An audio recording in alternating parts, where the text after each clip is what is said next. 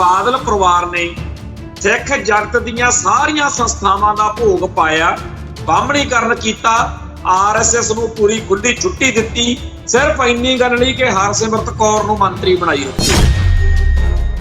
ਰਾਹੁਲ ਗਾਂਧੀ ਜਾਂ ਕਾਂਗਰਸ ਵੱਲੋਂ ਵੀ ਹੌਲੀ ਹੌਲੀ ਇਸ ਗੱਲ ਲਈ ਰਵਨੀਤ ਬਿੱਟੂ ਨੂੰ ਤਿਆਰ ਕੀਤਾ ਜਾ ਰਿਹਾ ਸੀ ਕਿ ਇੱਕ ਨਾ ਇੱਕ ਦਿਨ ਨੂੰ ਪੰਜਾਬ ਦਾ ਕਾਂਗਰਸ ਵੱਲੋਂ ਮੁੱਖ ਮੰਤਰੀ ਬਣਾਉਣਾ।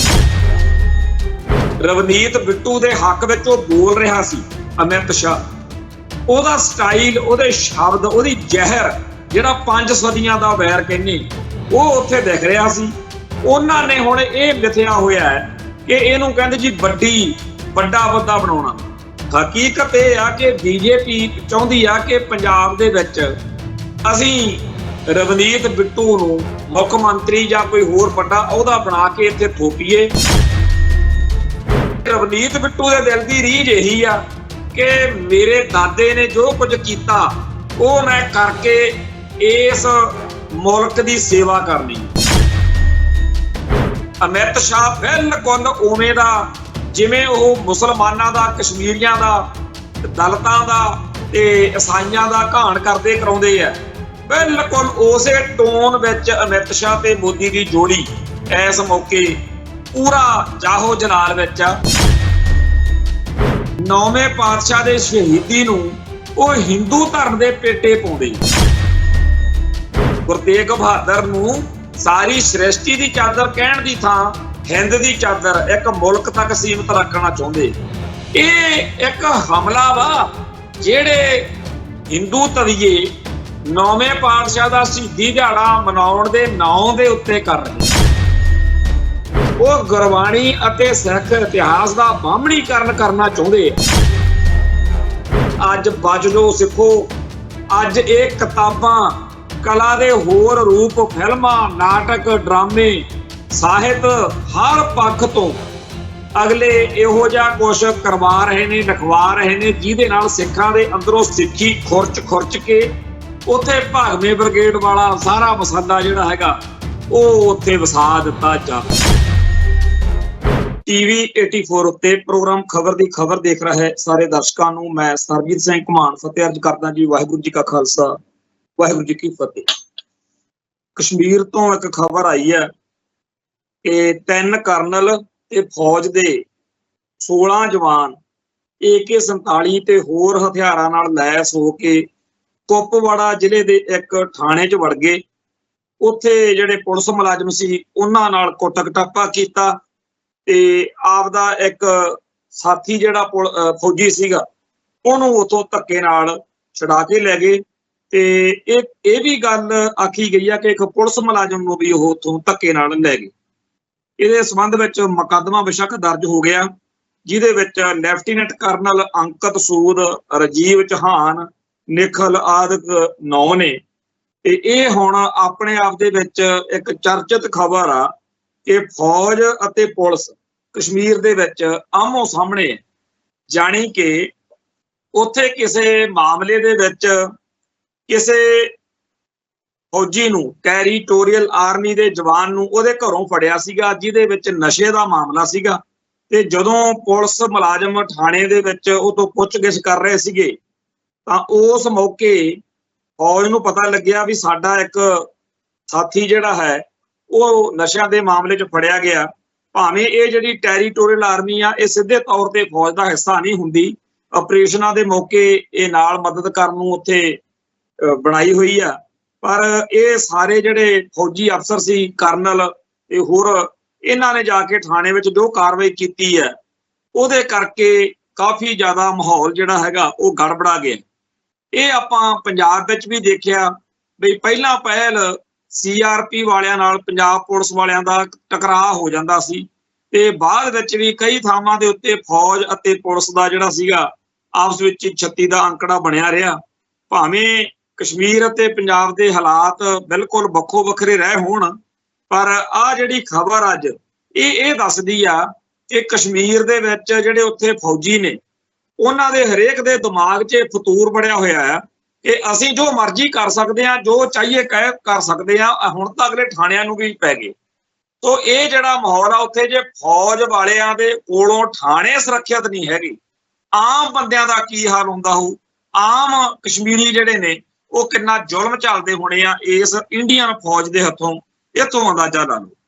खैर अज एक बड़ा अजीब जी गल, बड़े लंबे चिर तो पंजाब दे विच सुख शांति सी और असीं इस गल दे उत्ते शुक्र करदे सी, पर कल समराले कोल ढिलमा पिंड दे विच एक बेअदबी दी घटना वापरी सी ते उदों बाद विच 24 घंटिਆਂ ਦੇ अंदर अंदर उस इलाके दे विच उत्थे उसे समराले दे नेड़े तेड़े एक होर बेअदबी दी घटना जिहड़ी आ ਉਹ ਸਾਹਮਣੇ आ गई है। तो जिस तरीके नाल पंजाब दे विच लोक सभा चोणां दे मद्देनज़र थां थां दे उत्ते चप्पे चप्पे उत्ते खाकी वर्दी तायनात है, गड्डियां घेर के तलाशियां लईआं जा रहीआं ने, लोकां दे घरां दे विच वड़ के इलाका घेर के तलाशियां हो रहीआं ने।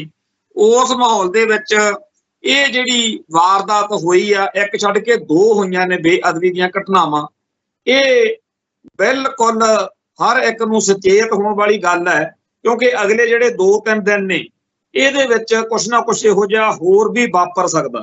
ਆਪਾਂ ਨੂੰ ਸਭ ਨੂੰ ਇਸ ਗੱਲ ਦੇ ਉੱਤੇ ਕੋਈ ਭੁਲੇਖਾ ਨਹੀਂ ਹੈ ਕਿ ਇੰਡੀਅਨ ਸਟੇਟ ਸਿਸਟਮ ਹੀ ਇਹ ਬੇਅਦਬੀਆਂ ਕਰਵਾ ਰਹੀ ਆ। ਬੇਸ਼ੱਕ ਹੱਥ ਠੋਕੇ ਜਿਹੜੇ ਬਣਾਏ ਜਾਂਦੇ ਨੇ ਉਹਨਾਂ ਦੀ ਕਹਾਣੀ ਹਰ ਵਾਰੀ ਕੋਈ ਵੱਖਰੀ ਜੀ ਕੱਢ ਦਿੱਤੀ ਜਾਂਦੀ ਆ ਕਿ ਜੀ ਉਹ ਤਾਂ ਦਿਮਾਗੀ ਤੌਰ ਤੇ ਪਰੇਸ਼ਾਨ ਸੀ, ਉਹ ਤਾਂ ਇਹ ਸੀ, ਉਹ ਤਾਂ ਉਹ ਸੀ। ਖੈਰ ਇੱਕ ਗੱਲ ਪਿਛਲੇ 2-3 ਦਿਨ ਤੋਂ ਵੋਟਾਂ ਦੇ ਵਿੱਚ ਸਰਦਾਰ ਸੁਖਬੀਰ ਸਿੰਘ ਬਾਦਲ ਫਰਮਾ ਰਹੇ ਆ ਕਿ ਭਾਜਪਾ ਜਾਂ RSS ਸਾਡੀਆਂ ਸਿੱਖ ਸੰਸਥਾਵਾਂ ਨੂੰ ਕਮਜ਼ੋਰ ਕਰ ਰਹੀ।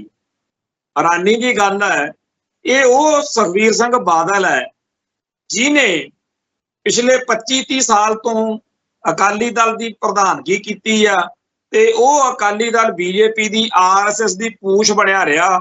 ਉਦੋਂ ਇੱਕ ਸਿੱਖ ਜਿਹੜਾ ਸੀ ਉਹ ਕਲਪਦਾ ਸੀ ਕਿ ਕਿਉਂ ਤੁਸੀਂ ਉਹ ਹਰਕਤਾਂ ਕਰਦੇ ਹੋ ਜਿਹੜੀਆਂ ਸਾਡੇ ਧਰਮ 'ਚ ਮਨਾ ਨੇ।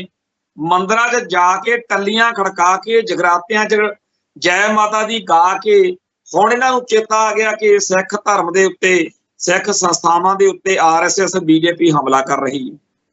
ਆ ਪਿਛਲੇ ਜੇ ਜਦੋਂ ਇਲੈਕਸ਼ਨਾਂ ਸੀ ਉਦੋਂ ਹਿੰਦੂ ਸ਼ਿਵ ਸੈਨਾ ਨਾਲ ਚੋਣ ਗੱਠਜੋੜ ਦੇ ਐਲਾਨ ਕਰਦੇ ਫਿਰਦੇ ਸੀ ਤੇ ਸਿੱਖ ਕਲਪਦੇ ਸੀ ਕਿ ਭਾਈ ਇਹ ਤਾਂ ਉਹ ਹਿੰਦੂ ਸ਼ਿਵ ਸੈਨਾ ਜਿਹੜੀ ਸੰਤ ਭਿੰਡਰਾਂ ਵਾਲਿਆਂ ਦੇ ਪੁਤਲੇ ਫੂਕਦੀ ਆ, ਜਿਹੜੇ ਹਰ ਮੌਕੇ ਸਿੱਖ ਜਜ਼ਬਾਤਾਂ ਨੂੰ ਲਾਂਬੂ ਲਾਉਂਦੇ ਆ ਔਰ ਇਹਨਾਂ ਦੇ ਸਤਾਏ ਹੋਏ ਸਿੱਖ ਜਿਹੜੇ ਨੌਜਵਾਨ ਨੇ ਉਹ ਹੱਥ 'ਚ ਹਥਿਆਰ ਲੈ ਕੇ ਇਹਨਾਂ ਨੂੰ ਆਪ ਠੋਕਣ ਨੂੰ ਤੁਰੇ ਫਿਰਦੇ ਰਹਿੰਦੇ ਆ। ਜਿਹੜੀਆਂ 6 ਟਾਰਗੇਟ ਕਿਲਿੰਗ ਦਾ ਰੌਲਾ ਪਾ ਕੇ ਸਾਡੇ ਭਾਈ ਜੱਗੀ ਜੌਲ ਤੇ ਹੋਰ ਭੈਣ ਭਰਾਵਾਂ ਨੂੰ ਕਈਆਂ ਨੂੰ ਅੰਦਰ ਦਿੱਤਾ ਹੋਇਆ, ਉਹ ਇਹੋ ਜਿਹੇ ਹੀ ਸੀਗੇ ਜਿਹੜੇ ਹਿੰਦੂ ਸ਼ਿਵ ਸੈਨਾ ਵਾਲੇ ਪੰਜਾਬ ਦੇ ਵਿੱਚ ਲਾਂਬੂ ਲਾਉਂਦੇ ਰਹੇ। ਸੋ ਉਸ ਤਰੀਕੇ ਦੀਆਂ ਸਾਰੀਆਂ ਜਮਾਤਾਂ ਨਾਲ, ਉਹਨਾਂ ਬੰਦਿਆਂ ਨਾਲ ਤਾਲਮੇਲ ਬਾਦਲ ਦਲ ਰੱਖੇ ਜਿਨ੍ਹਾਂ ਤੋਂ ਸਿੱਖ ਦੁਖੀ ਰਹੇ ਆ। ਭਾਗਵੇਂ ਬ੍ਰਿਗੇਡ ਦੇ ਨਾਲ ਸਾਂਝ ਇਹ ਰੱਖਣ ਤੇ ਹੁਣ ਆ ਕੇ ਪੰਥ ਨੂੰ ਮੱਤਾ ਦੇਣ ਲੱਗੇ, ਕਹਿੰਦੇ ਜੀ ਇਹ ਤਾਂ RSS ਜਿਹੜੀ ਆ ਉਹ ਸਾਡਾ ਬਹੁਤ ਨੁਕਸਾਨ ਕਰ ਜੂ। ਹੈਰਾਨੀ ਦੀ ਗੱਲ ਇਹ ਹੈ ਕਿ ਸਿੱਖ ਪਹਿਲੇ ਦਿਨ ਤੋਂ ਹੀ ਕਲਪ ਰਹੇ ਆ ਕਿ ਰਾਸ਼ਟਰੀ ਸਿੱਖ ਸੰਗਤ ਨਾਂ ਦੀ ਇੱਕ ਪੂਰੀ ਜਥੇਬੰਦੀ ਹੋਈ ਸਿੱਖੀ ਦਾ ਬਾਹਮਣੀਕਰਨ ਕਰਨ ਲਈ ਬਣਾਈ ਆ, ਉਹ ਤੋਂ ਬਚੋ। ਪਰ ਇਹ ਸਿੱਖਾਂ ਨੂੰ ਚੜਾਉਣ ਲਈ ਬਾਦਲ ਦਲ ਵਾਲੇ ਹੋਰ ਵੀ ਇਹ ਤਾਂ ਕਹਿੰਦੇ ਹੁੰਦੇ ਸੀ ਸਾਡੀ ਹੁਣ ਦਿੱਲੀ ਤੱਕ ਅਪਰੋਚ ਹੋ ਗਈ, ਇਹ ਜਿਹੜੇ ਪੰਥਕ ਖਾਲਿਸਤਾਨੀ ਸਿੱਖ ਨੇ ਇਹ ਸਾਡੀ ਚੜ੍ਹਾਈ ਦੇਖ ਕੇ ਮੱਚਦੇ ਆ, ਇਸ ਕਰਕੇ ਇਹ ਤਾਂ ਇਹੋ ਜਿਹੀਆਂ ਗੱਲਾਂ ਕਰਦੇ ਆ, ਕੋਈ ਹਿੰਦੂਆਂ ਤੋਂ ਖਤਰਾ ਨਹੀਂ। ਇਹੋ ਜਿਹੀਆਂ ਗੱਲਾਂ ਵੱਡਾ ਬਾਦਲ ਵੀ ਕਰਦਾ ਹੁੰਦਾ ਸੀ ਤੇ ਜਦੋਂ ਕੋਈ ਸਿੱਖ ਕਹਿੰਦਾ ਸੀਗਾ ਕਿ ਸਿੱਖੀ ਦਾ ਬਾਹਮਣੀਕਰਨ, ਸਿੱਖੀ ਦਾ ਹਿੰਦੂਕਰਨ ਇਹ ਕਰ ਰਹੇ ਨੇ, ਤਾਂ ਉਦੋਂ ਇਹ ਸੁਖਬੀਰ ਬਾਦਲ ਐਂਡ ਕੰਪਨੀ ਇਹਨਾਂ ਦੀ ਭਕਾਈ ਪਤਾ ਕੀ ਹੁੰਦੀ ਸੀ? ਇਹ ਕਹਿੰਦੇ ਸੀ ਇਹ ਮਾਹੌਲ ਖਰਾਬ ਕਰਨਾ ਚਾਹੁੰਦੇ ਆ ਜੀ, ਕੋਈ ਹਿੰਦੂ ਸਿੱਖ ਏਕਤਾ ਨੂੰ ਖਤਰਾ ਨਹੀਂ। ਹੁਣ ਇਹ ਚੀਜ਼ ਚੇਤੇ ਕਰੋ ਕਿ 1984 ਦੇ ਘੱਲੂ ਘਾਰੇ ਤੋਂ ਪਹਿਲਾਂ ਕਿਵੇਂ ਅਡਵਾਨੀ ਹੁਣੀ, ਵਾਜਪਾਈ ਹੁਣੀ ਇੱਥੇ ਮਾਰਚ ਕਰਦੇ ਸੀ ਅੰਮ੍ਰਿਤਸਰ ਦੇ ਵਿੱਚ ਆ ਕੇ ਕਿ ਜੀ ਫੌਜ ਲਾਈ ਜਾਵੇ। ਇਹ ਉਹੀ ਟੋਲਾ ਹੈ BJP ਵਾਲਾ ਜਿਹਨੇ ਕਿਹਾ ਸੀ ਵੀ ਇਹ ਹਮਲਾ ਤਾਂ 6 ਮਹੀਨੇ ਲੇਟ ਹੋ ਗਿਆ, ਇੰਦਰਾ ਗਾਂਧੀ ਆ ਜਿਹੜੀ ਇਹ ਤਾਂ ਦੁਰਗਾ ਹੀ ਆ। ਇਹ ਉਹੀ ਵਾਜਪਾਈ, ਅਡਵਾਨੀ ਹੁਣੀ, ਭਾਜਪਾ ਵਾਲੇ, ਭਾਗਵੇਂ ਬ੍ਰਿਗੇਡ ਵਾਲੇ ਨੇ ਜਿਨ੍ਹਾਂ ਨੇ ਨਵੰਬਰ 84 ਦੇ ਕਤਲੇਆਮ ਦੇ ਵਿੱਚ ਵੀ ਪੂਰਾ ਹਿੱਸਾ ਲਿਆ ਸੀ। ਇਹ ਉਹੀ BJP RSS ਆ, ਇਹ ਉਹੀ ਭਾਗਵਾ ਬ੍ਰਿਗੇਡ ਆ ਜਿਨ੍ਹਾਂ ਨੇ ਸਿੱਖੀ ਦੀਆਂ ਜੜ੍ਹਾਂ ਵੱਢਣ ਲਈ ਕੋਈ ਕਸਰ ਨਹੀਂ ਛੱਡੀ। ਤੇ ਕਹਿੰਦੇ ਹੁੰਦੇ ਸੀਗੇ ਬਈ ਭਸਮਾ ਸੌਰ ਸੰਤ ਭਿੰਡਰਾਂ ਵਾਲਿਆਂ ਬਾਰੇ ਇਸ ਅਡਵਾਨੀ ਨੇ ਕਿਤਾਬ ਲਿਖੀ ਸੀ ਜਿਹ 'ਚ ਭਸਮਾ ਸੌਰ ਕਿਹਾ। ਮੈਂ ਇਹ ਗੱਲ ਕਿਉਂ ਛੇੜੀ ਆ ਕਿ ਜਦੋਂ ਇਸ ਮਸਲੇ ਉੱਤੇ ਪੂਰਾ ਸਿੱਖ ਜਗਤ, ਜਦੋਂ ਕਿਤਾਬ ਆਈ ਅਡਵਾਨੀ ਦੀ ਕਿ ਭਗਵਾਂ ਬ੍ਰਿਗੇਡ ਅਡਵਾਨੀ ਆ ਭਗਾਈ ਮਾਰ ਰਿਹਾ, ਉਦੋਂ ਪ੍ਰੋਫੈਸਰ ਵਿਰਸਾ ਸਿੰਘ ਬਲਟੋਹਾ ਸਭ ਤੋਂ ਵੱਧ ਚੌੜਾ ਹੋ ਕੇ ਟੈਲੀਵਿਜ਼ਨ ਚੈਨਲਾਂ ਦੇ ਉੱਤੇ ਸਿੱਖਾਂ ਨੂੰ ਟੁੱਟ ਕੇ ਪੈਂਦਾ ਸੀ ਕਿ ਤੁਹਾਨੂੰ ਪਤਾ ਹੀ ਨਹੀਂ ਹੈਗਾ ਕਿੱਥੇ ਰਹਿ ਗਿਆ, ਤੂੰ ਕਿਤਾਬ ਪੜ੍ਹੀ ਆ, ਇਹ ਤਾਂ ਐਵੇਂ ਮਾਰੀ ਜਾਂਦੇ ਆ। ਔਰ ਉਹਦੇ ਕਿਤਾਬ ਦੇ ਉਹ ਪੰਨੇ ਉਹਦੀ ਅੰਡਰਲਾਈਨ ਕਰ ਕਰਕੇ ਇਹਨਾਂ ਨੂੰ ਦਿਖਾ ਕੇ ਫੇਰ ਵੀ ਨਹੀਂ ਸੀ ਮੰਨਦਾ ਹੁੰਦਾ। ਸੋ ਇਹ ਜਿਹੜੇ ਵਿਰਸਾ ਸਿੰਘ ਬਲਟੋਹਾ, ਸੁਖਬੀਰ ਸਿੰਘ ਬਾਦਲ ਤੇ ਹੋਰ ਜਿੰਨਾ ਵੀ ਲੱਲੜ ਪੱਲੜ ਜਾਂ ਤੁਰਿਆ ਫਿਰਦਾ, ਇਹਨਾਂ ਨੇ ਪਿਛਲੇ 25-30 ਸਾਲ ਸਿੱਖਾਂ ਦਾ ਰੱਜ ਕੇ ਲਹੂ ਪੀਤਾ। ਇਹ ਖਾਲਿਸਤਾਨੀ ਤੇ ਪੰਥਕ ਸੋਚ ਵਾਲਿਆਂ ਦੇ ਨਾਲ ਐਡਾ ਖੋਰ ਰੱਖਦੇ ਰਹੇ ਆ ਵੀ ਇਹਨਾਂ ਨੇ ਕੋਈ ਕਸਰ ਨਹੀਂ ਛੱਡੀ। ਹੁਣ ਇਹ ਸਿੱਖਾਂ ਨੂੰ ਪੰਪ ਦਿੰਦੇ ਫਿਰਦੇ ਆ ਕਿ RSS ਤੋਂ ਖਤਰਾ, BJP ਤੋਂ ਖਤਰਾ। ਜਦੋਂ ਤੁਹਾਡੀ ਬਣਦੀ ਹੁੰਦੀ ਆ, ਜਦੋਂ ਤੁਹਾਡਾ ਚੋਣ ਗੱਠਜੋੜ ਹੋਇਆ ਹੁੰਦਾ, ਉਦੋਂ ਤੁਸੀਂ ਕਹਿੰਦੇ ਹੋ ਜੀ ਇਹ ਹਿੰਦੂ ਸਿੱਖ ਏਕਤਾ ਦਾ ਪ੍ਰਤੀਕ ਆ, ਇਹ ਸਾਡੀ ਸਾਂਝ। ਤੇ ਜਦੋਂ ਹੁਣ ਤੁਹਾਡੀ ਖੜਵੈਂ ਹੋ ਗਈ, ਹੁਣ ਤੁਸੀਂ ਲੋਕਾਂ ਨੂੰ ਪੁੱਠੀਆਂ ਮੱਤਾਂ ਦੇਣ ਤੁਰ ਪਏ। ਕੁੱਲ ਮਿਲਾ ਕੇ ਇਹ ਜਿਹੜੇ ਬਾਦਲ ਦਲ ਵਾਲੇ ਲੀਡਰ ਨੇ, ਇਹ ਤਾਂ ਇੰਨੇ ਜ਼ਿਆਦਾ ਹਲਕੇ ਸਾਬਤ ਹੋਏ ਕਿ ਜਦੋਂ ਇਹਨਾਂ ਦੇ ਖਾਸ ਬੰਦੇ ਪਰਮਜੀਤ ਸਿੰਘ ਸਿੱਧਵਾਂ ਨੇ ਇੱਕ ਲੰਬੀ ਚੌੜੀ ਚਿੱਠੀ ਅਸਤੀਫਾ ਦੇਣ ਮੌਕੇ ਲਿਖੀ ਸੀ, ਉਹਦੇ ਚ ਸਾਰਾ ਇਹਨਾਂ ਦਾ ਹਾਲ ਹਵਾਲ ਲਿਖਿਆ ਹੋਇਆ ਸੀ। ਮੈਂ ਹਰ ਇੱਕ ਸਿੱਖ ਨੂੰ ਬੇਨਤੀ ਕਰਨੀ ਚਾਹੁੰਦਾ ਕਿ ਇੱਕ ਤਾਂ ਉਹ ਜਿਹੜੀ ਪਰਮਜੀਤ ਸਿੰਘ ਸਿੱਧਵਾਂ ਨੇ ਅਸਤੀਫਾ ਦੇਣ ਮੌਕੇ ਸੁਖਬੀਰ ਸਿੰਘ ਬਾਦਲ ਦੀ ਵਰਕਿੰਗ ਉੱਤੇ, ਕਰਤੂਤਾਂ ਉੱਤੇ ਲਿਖਿਆ ਸੀ, ਉਹ ਸਾਰਾ ਗੂਗਲ ਤੋਂ ਲਾਜ਼ਮੀ ਪੜੋ ਤੇ ਤੁਹਾਨੂੰ ਚੇਤਾ ਆਵੇ ਵੀ ਹੈ ਕਿੱਥੇ ਕਿ ਅੱਜ ਇਹ ਬੜੇ ਬੀਬੇ ਜਿਹੇ ਬਣੇ ਫਿਰਦੇ। ਸਿੱਖਾਂ ਨੂੰ ਚੜਾਉਣ ਲਈ ਹੋਲੀ ਵਾਲੇ ਦਿਨ ਬਾਲ ਖਿਲਾਰ ਕੇ ਫੋਟੋ ਕਰਾਈ 4 ਵਜੇ ਵੀ ਲੋਕ ਮੈਨੂੰ ਗਾਲਾਂ ਕੱਢਣਗੇ, ਹਿੰਦੂ ਖੁਸ਼ ਹੋਣਗੇ।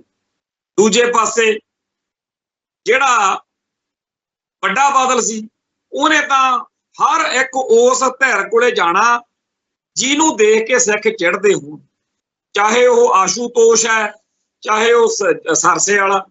ਤੇ ਇਸ ਤਰੀਕੇ ਨਾਲ ਸਿੱਖਾਂ ਨੂੰ ਚੜਾ ਕੇ ਇਹ ਕਹਿੰਦੇ ਸਾਨੂੰ ਵੋਟ ਪੰਥਕ ਸੋਚ ਵਾਲਿਆਂ ਨੇ ਪਾਉਣੀ ਨਹੀਂ, ਸਾਨੂੰ ਵੋਟ ਪਾਉਣੀ ਆ ਸਰਸੇ ਵਾਲਿਆਂ ਨੇ, ਸਾਨੂੰ ਵੋਟ ਪਾਉਣੀ ਆ ਸਿੱਖੀ ਦੇ ਦੁਸ਼ਮਣਾਂ ਨੇ।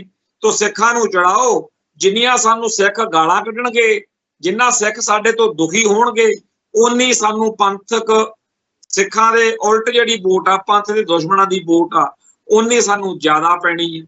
ਸੋ ਉਹ ਵੇਲਾ ਇਹ ਭੁੱਲੇ ਫਿਰਦੇ ਆ ਜਦੋਂ ਕੌਮ ਕਲਪਦੀ ਸੀ, ਜਿੱਦਣ ਇਹਨਾਂ ਨੂੰ ਲੋਕ ਕਲਪਦੇ ਸੀ ਕਿ ਭਾਈ ਸਰਸੇ ਵਾਲਿਆਂ ਨੇ ਬੇਅਦਬੀ ਕੀਤੀ ਹੈ, ਉਹ ਕਹਿੰਦੇ ਸੀਗੇ ਚੱਕ ਲਿਆਓ ਜਿਹੜਾ ਵੀ ਇਹ ਗੱਲ ਕਹਿੰਦਾ। ਤੇ ਇਹਨਾਂ ਨੇ ਗੁਰੂ ਗ੍ਰੰਥ ਸਾਹਿਬ ਜੀ ਦੀ ਸ਼ਾਨ ਜਿਨ੍ਹਾਂ ਨੇ ਘਟਾਈ, ਜਿਨ੍ਹਾਂ ਨੇ ਉੱਥੇ ਅੰਗ ਖਿਲਾਰੇ, ਉਹਨਾਂ ਦੀ ਗ੍ਰਿਫਤਾਰੀ ਦੀ ਮੰਗ ਕਰਨ ਵਾਲਿਆਂ ਦੇ ਉੱਤੇ ਜੋ ਗੋਲੀ ਚਲਾਈ, ਜੋ ਡਾਂਗ ਚਲਾਈ, ਜਿਵੇਂ ਸਮੇਰ ਸੈਣੀ ਵਰਗੇ ਬੁੱਚੜਾਂ ਨੂੰ ਵਰਤਿਆ, ਉਹ ਕੌਮ ਭੁੱਲ ਸਕਦੀ ਹੈ। ਤੇ ਅੱਜ ਇਹ ਬੜੇ ਕਹਿੰਦੇ ਜੀ ਸਾਨੂੰ ਸਿੱਖੀ ਦਾ ਬੜਾ ਫਿਕਰ, ਇਹਨਾਂ ਨੂੰ ਫਿਕਰ ਆ ਜਿਨ੍ਹਾਂ ਨੇ। ਔਰ ਭਾਈ ਮਨਜੀਤ ਸਿੰਘ ਜਾਂ ਮਨਜਿੰਦਰ ਸਿੰਘ ਸਰਸਾ ਜਾਂ ਹੋਰ ਜਿੰਨੇ ਵੀ ਇਹਨਾਂ ਤੋਂ ਨਾਰਾਜ਼ ਹੋ ਕੇ ਜਦੋਂ ਬਾਗੀ ਹੋਏ ਹੁੰਦੇ ਆ, ਉਦੋਂ ਉਹ ਸੱਚ ਬੋਲ ਰਹੇ ਹੁੰਦੇ। ਬ੍ਰਹਮਪੁਰੇ ਨੇ ਵੀ ਸੱਚ ਬੋਲਿਆ ਸੀ, ਸੇਖਵੇਂ ਨੇ ਵੀ ਸੱਚ ਬੋਲਿਆ ਸੀ, ਢੀਂਡਸੇ ਨੇ ਵੀ ਸੱਚ ਬੋਲਿਆ ਸੀ, ਪਰ ਉਹਨਾਂ ਕੋਲ ਸਿਆਸੀ ਤੌਰ ਦੇ ਉੱਤੇ ਉਹਨਾਂ ਦੀਆਂ ਮਜਬੂਰੀਆਂ ਲਾ ਲਓ ਜਾਂ ਉਹਨਾਂ ਦਾ ਕੋਈ ਹਿਸਾਬ ਕਿਤਾਬ, ਕਿਉਂਕਿ ਹੋਰ ਕਿੱਧਰ ਜਾਣ, ਉਹ ਕਿਹੜੇ ਖੂਹ 'ਚ ਡਿੱਗਣ। ਅਕਾਲੀ ਦਲ, ਖੇਤਰੀ ਪਾਰਟੀ, ਉਹਦੀ ਲੋੜ, ਇਹੋ ਜਿਹੇ ਬਹਾਨੇ ਲਾ ਕੇ ਇਹ ਫੇਰ ਬੇਸ਼ੱਕ ਮੁੜ ਕੇ ਉੱਥੇ ਆ ਜਾਂਦੇ ਆ। ਪਰ ਸੱਚਾਈ ਇਹ ਆ ਕਿ ਬਾਦਲ ਪਰਿਵਾਰ ਨੇ ਸਿੱਖ ਜਗਤ ਦੀਆਂ ਸਾਰੀਆਂ ਸੰਸਥਾਵਾਂ ਦਾ ਭੋਗ ਪਾਇਆ, ਬਾਹਮਣੀਕਰਨ ਕੀਤਾ, RSS ਨੂੰ ਪੂਰੀ ਖੁੱਲੀ ਛੁੱਟੀ ਦਿੱਤੀ, ਸਿਰਫ ਇੰਨੀ ਗੱਲ ਲਈ ਕਿ ਹਰਸਿਮਰਤ ਕੌਰ ਨੂੰ ਮੰਤਰੀ ਬਣਾਈ ਰੱਖੋ ਜੀ। ਹੁਣ ਉਹਨਾਂ ਨੂੰ ਕੋਈ ਲੋੜ ਨਹੀਂ, ਹੁਣ ਤਾਂ ਉਹ ਪੂਰਾ ਭੇਤ ਪਾ ਗਏ ਸਿੱਖਾਂ ਦਾ। ਤੇ ਇਸ ਮੌਕੇ ਹਾਲਾਤ ਕੀ ਨੇ ਕਿ ਜੇ ਮੋਦੀ ਆਉਂਦਾ ਪੰਜਾਬ 'ਚ, ਉਹ ਸਿੱਖ ਜਜ਼ਬਾਤਾਂ ਨੂੰ ਪੂਰਾ ਚੜਾ ਕੇ, ਪੂਰਾ ਗਰਜ ਕੇ ਬੋਲਦਾ। ਤੇ ਆ ਜਿਹੜਾ ਅਮਿਤ ਸ਼ਾਹ, ਇਹ ਉਦੋਂ ਵੱਧ ਭਕਾਈ ਮਾਰਦਾ।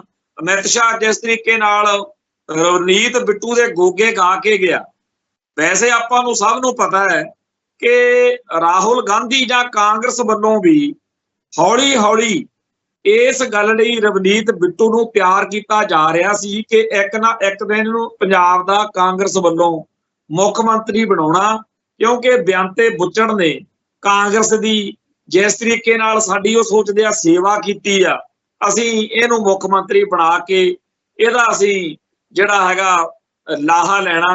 ते इह आपां नूं पता कि जिन्नी नफरत जिन्नी कड़तण उहदे दिल दिमाग च भरी हुई आ, ओह अक्सर आह जदों भाई अमरतपाल सिंह वाला वरतारा चलिया उदों आपां सब ने देखिया ही है। ते ओहदा ते मजीठीए दा मुकाबला चलदा हुंदा सी। बीबा हरसिमरत कौर उदों ज्यादा उत्ते लांबू पाउंदी हुंदी सी, तेल पाउंदी हुंदी सी।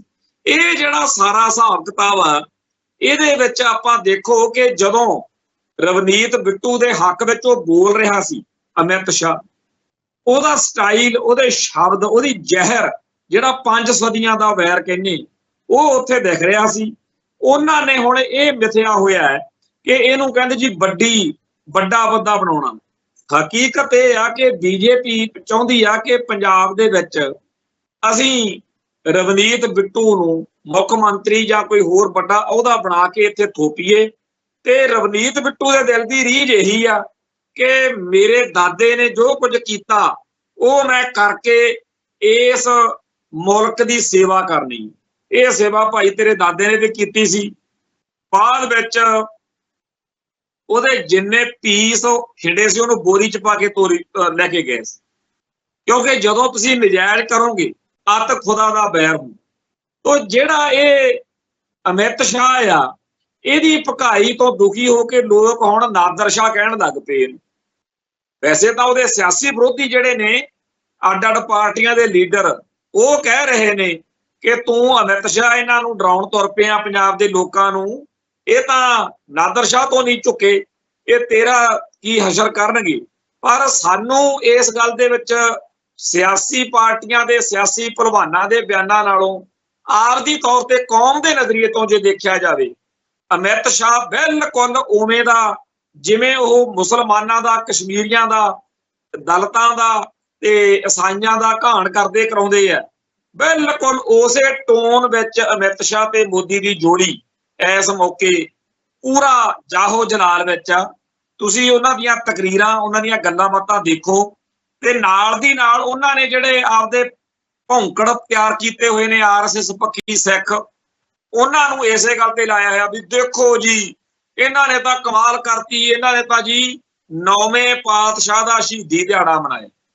तुर फिटे मूँह इहो ਜਿਹੇ सिखां दे ਜਿਹੜੇ ਇਹ नहीं अजे तक समझ सके कि ਉਹ ਕਹਿੰਦੇ ਤਾਂ ਇਹ ਨੇ ना कि 9वें पातशाह ਦਾ बलिदान याद रखेगा हिंदुस्तान। फिर अगे की कहते ने बई 9वें पातशाह ਦੇ शहीदी ਨੂੰ ਉਹ हिंदू धर्म ਦੇ पेटे पाउंदे, बई सगल सृष्ट पे ढापी चादर कहण दी थां ते कि पूरी ਉਹ सारी कायनात दी चादर सी।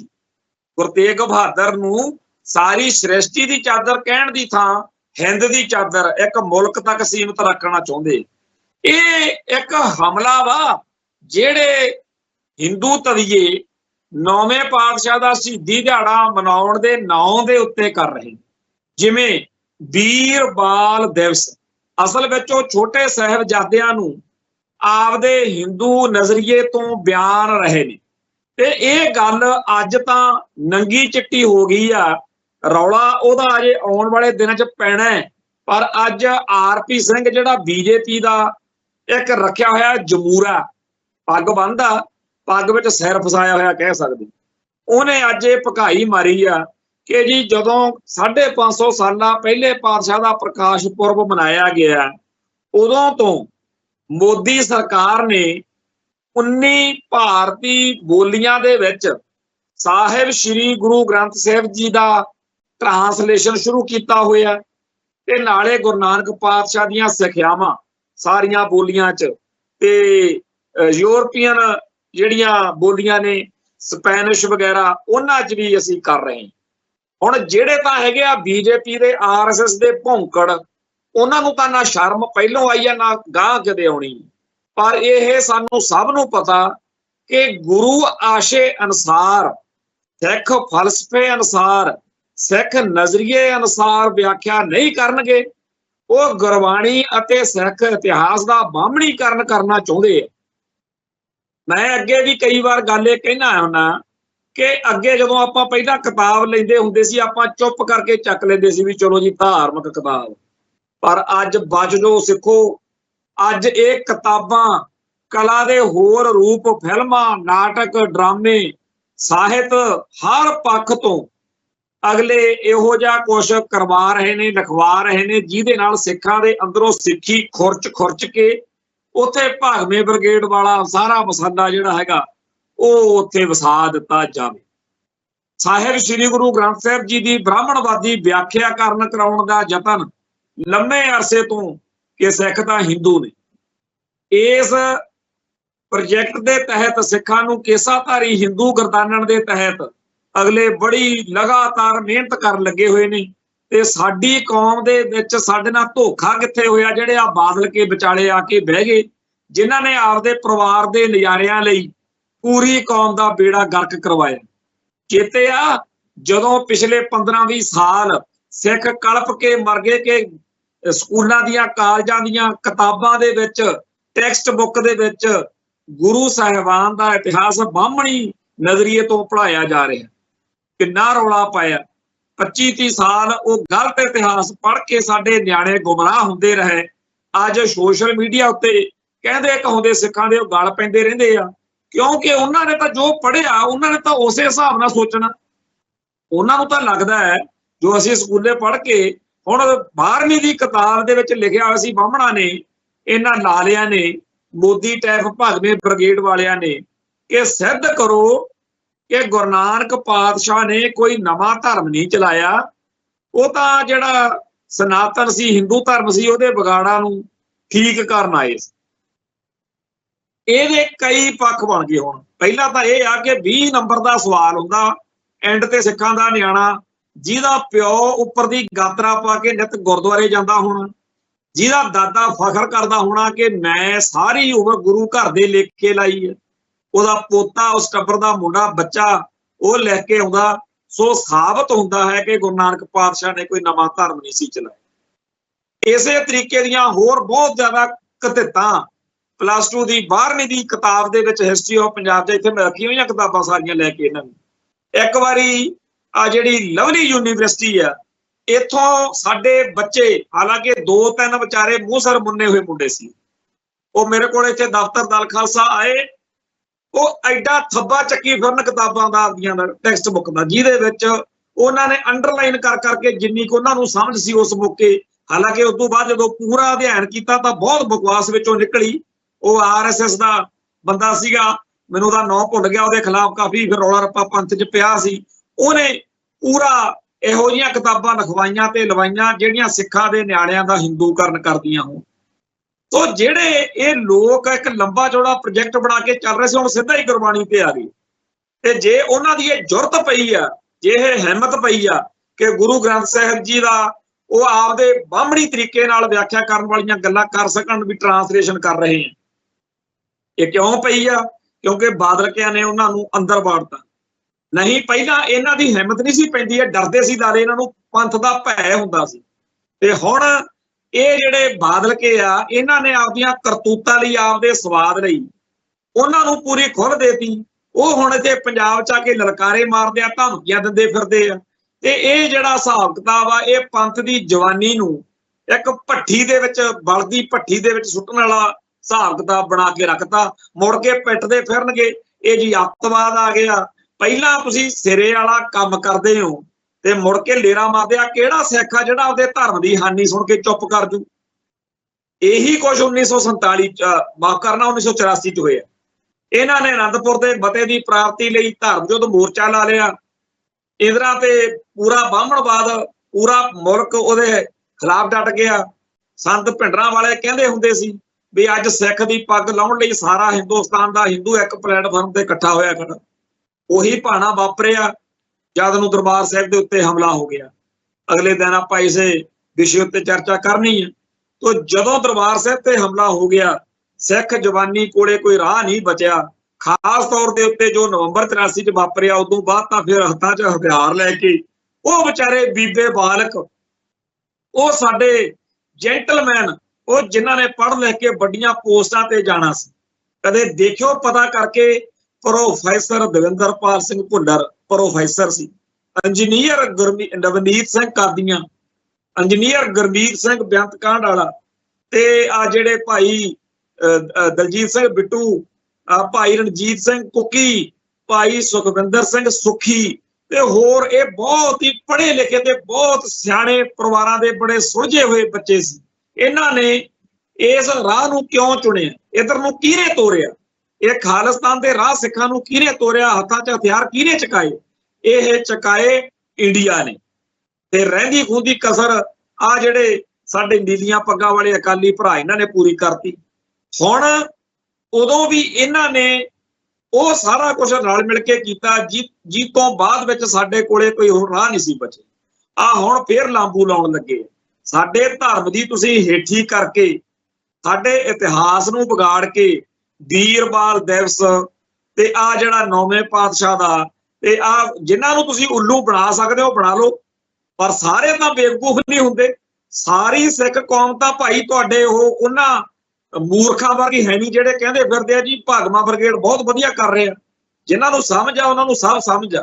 ਤੇ ਜੇ ਤਾਂ ਬੰਦਿਆਂ ਵਾਂਗੂ ਰੁਕ ਜਾਣਗੇ ਤਾਂ ਠੀਕ ਆ, ਨਹੀਂ ਫਿਰ ਪੰਥ ਨੂੰ ਰੋਕਣਾ ਆਉਂਦਾ।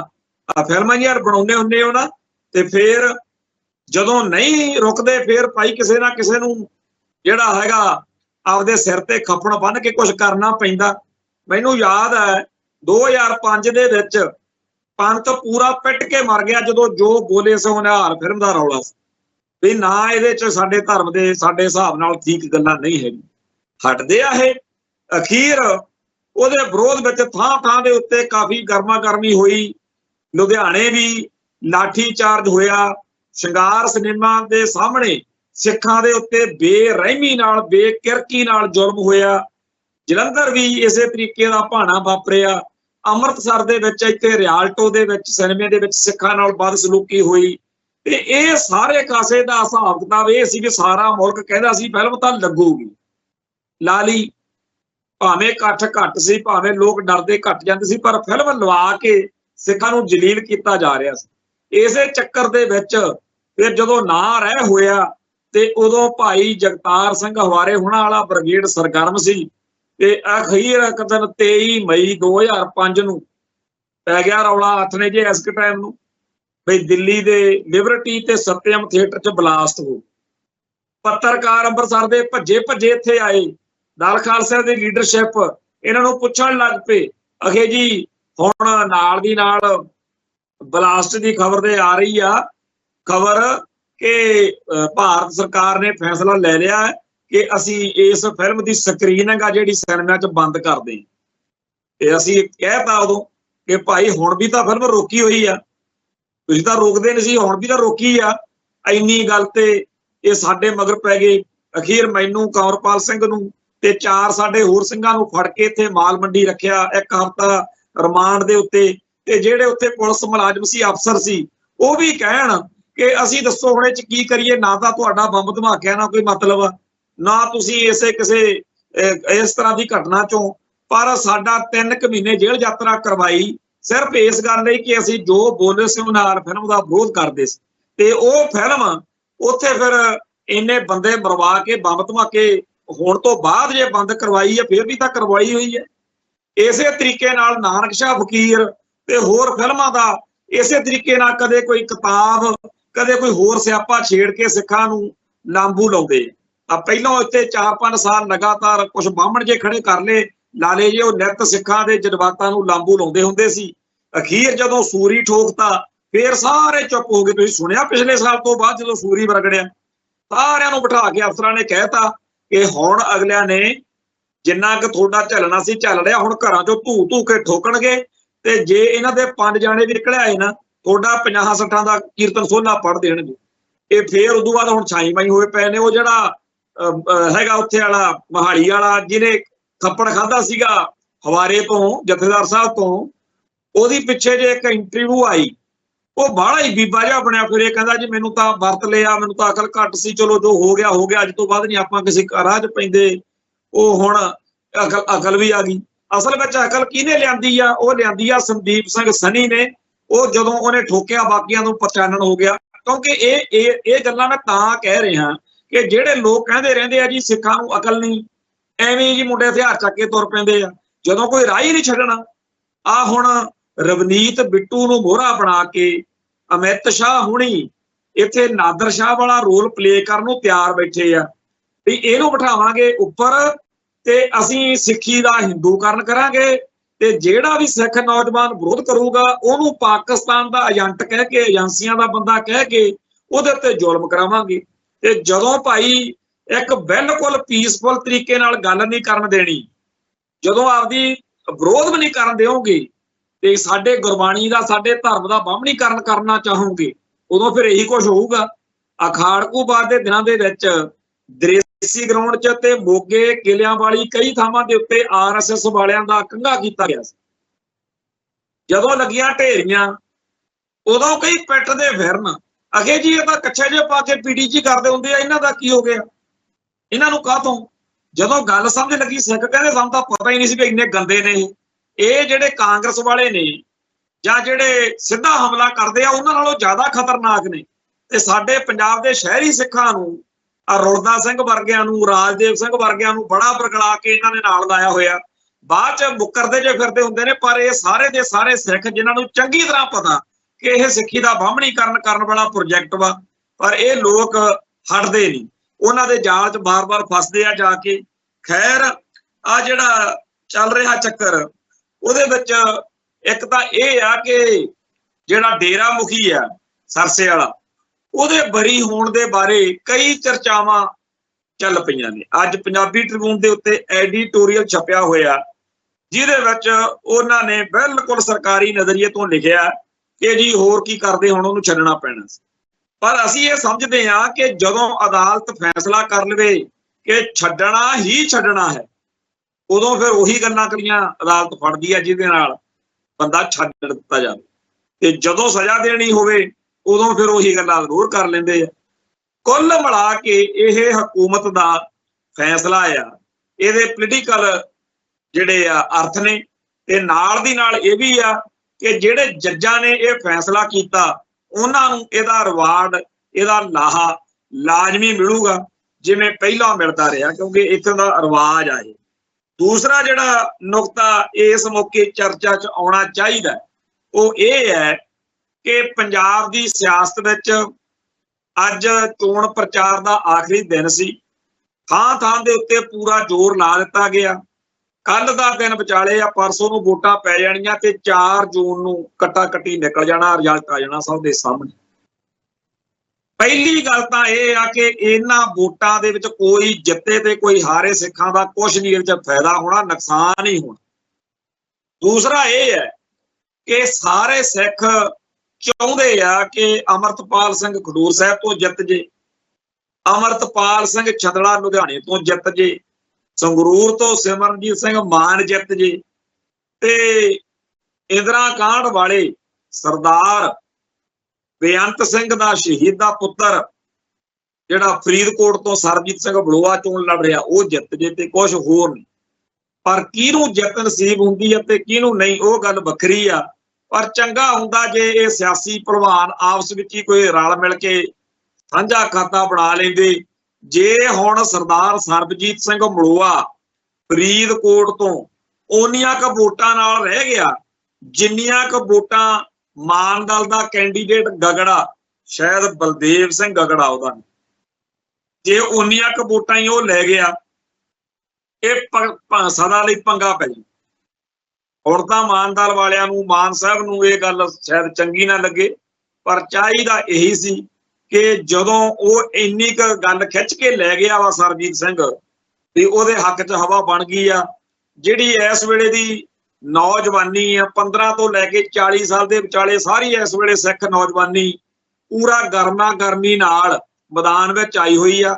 ਉਹਨਾਂ ਨੂੰ ਕਿਸੇ ਹੋਰ ਬਾਕੀ ਗੱਲ ਦੇ ਨਾਲ ਬਹੁਤਾ ਸਰੋਕਾਰ ਨਹੀਂ।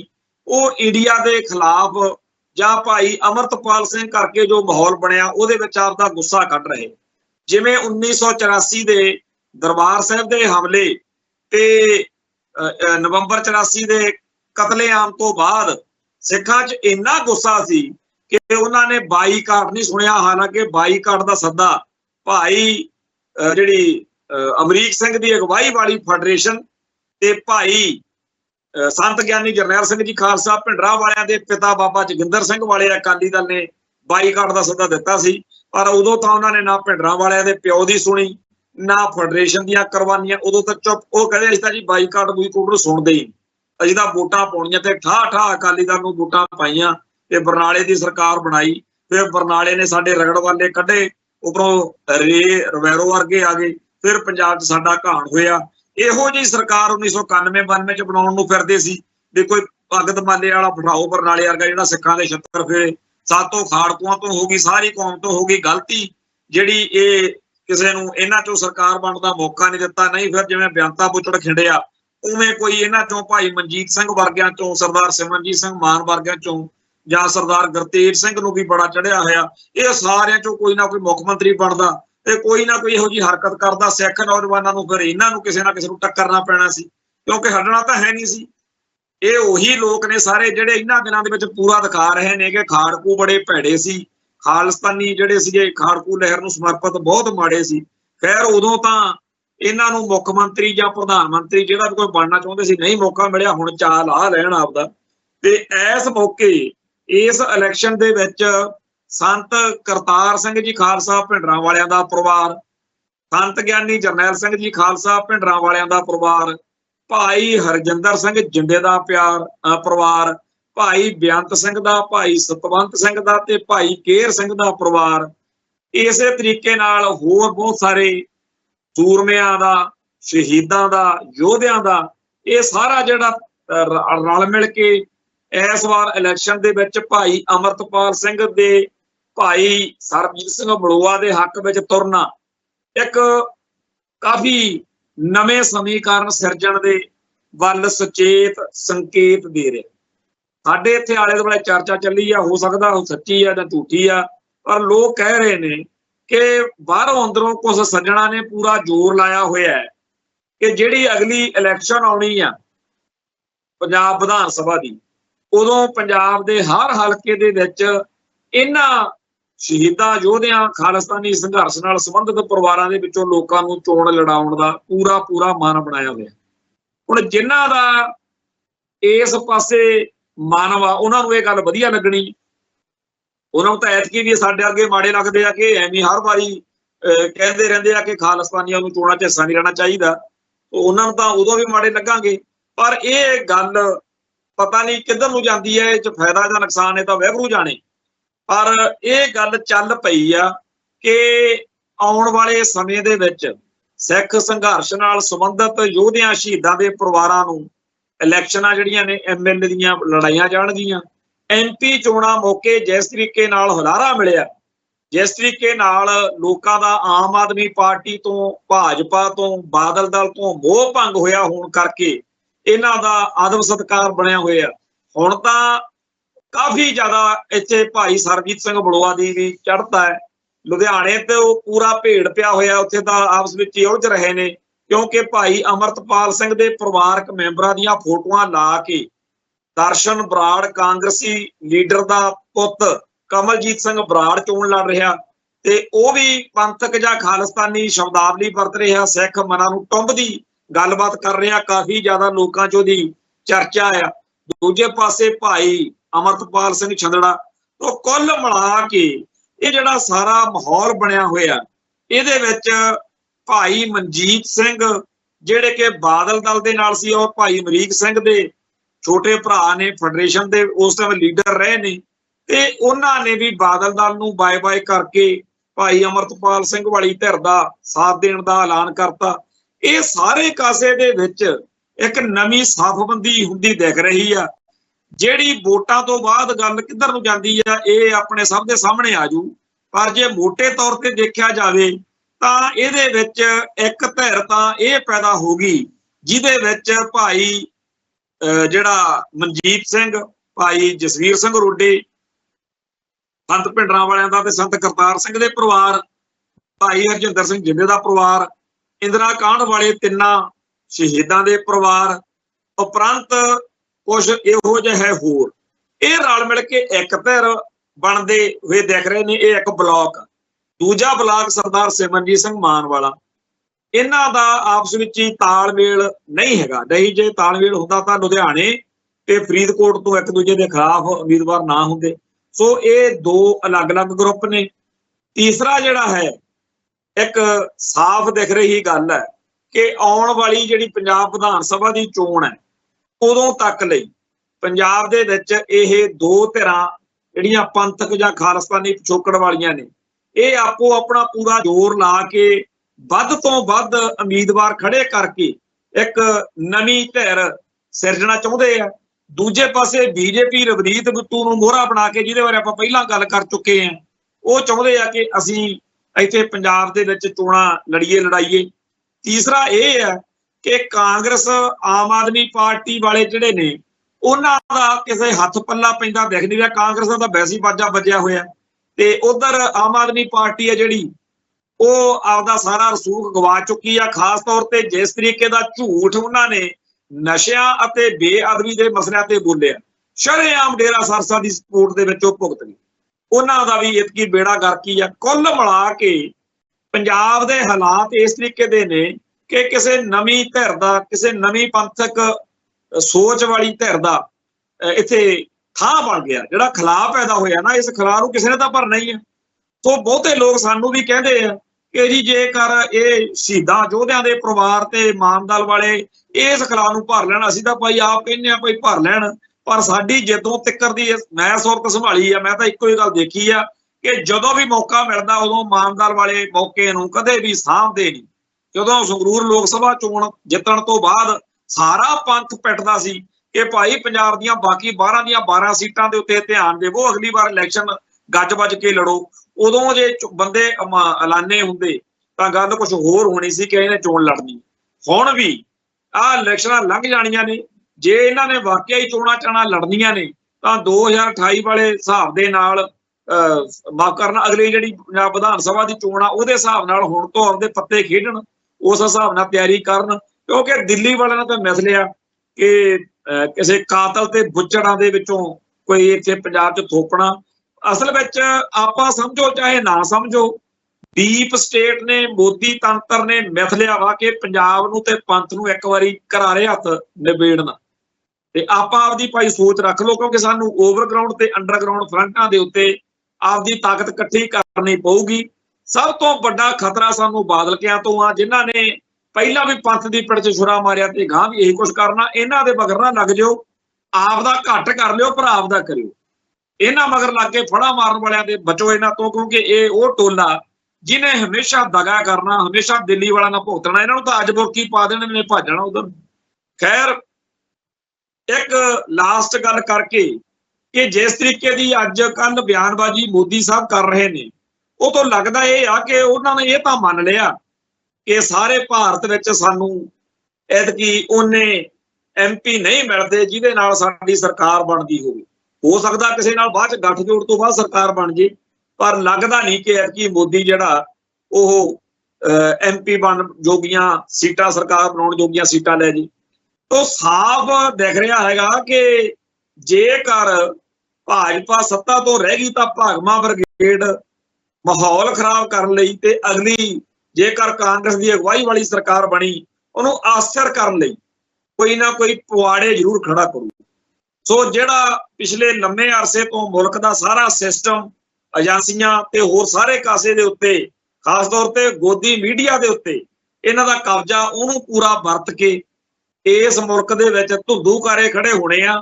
ਆਉਣ ਵਾਲੇ ਸਮੇਂ, ਆਉਣ ਵਾਲੇ ਹਾਲਾਤ ਜਿੱਥੇ ਸਾਡੇ ਕੌਮ ਦੇ ਹਿਸਾਬ ਨਾਲ ਬਹੁਤ ਸੰਵੇਦਨਸ਼ੀਲ ਨੇ, ਉੱਥੇ ਭਾਰਤ ਦੇ ਵਿੱਚ ਵੀ ਕਾਫੀ ਗੜਬੜਾਂ ਹੋਣ ਦੇ ਸਾਫ਼ ਸੰਕੇਤ ਦਿਖ ਰਹੇ ਨੇ।